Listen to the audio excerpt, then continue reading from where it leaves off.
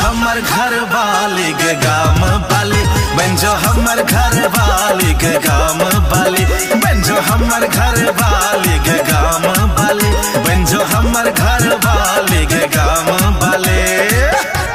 DJ Dayanand दिलदार सरस्वती स्थान कठरा D toll.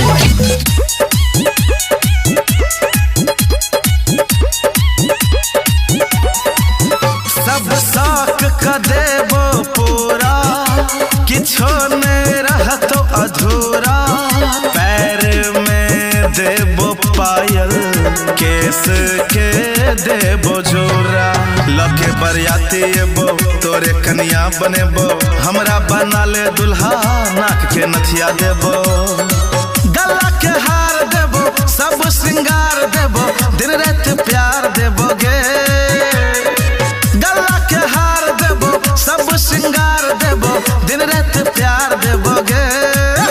Banjo हमर घर वाली गे गाम बाली, बंजो हमर घर वाली गे गाम बाली, बंजो हमर घर वाली गे गाम बाली, बंजो हमर घर वाली गे गाम बाली।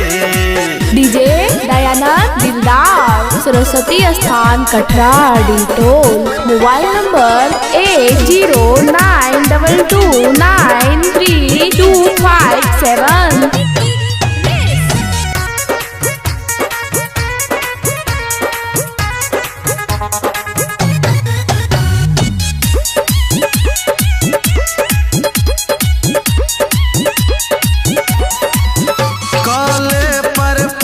स्वीकार चल भजो तू तैयार, हमरा बना ले भतरा, करबोगे खूब प्यार, लके हम बैंड बाजा एबो तोरा दरवाजा, सन्नू मुकेश भगत के बना ले दुल्हे राजा,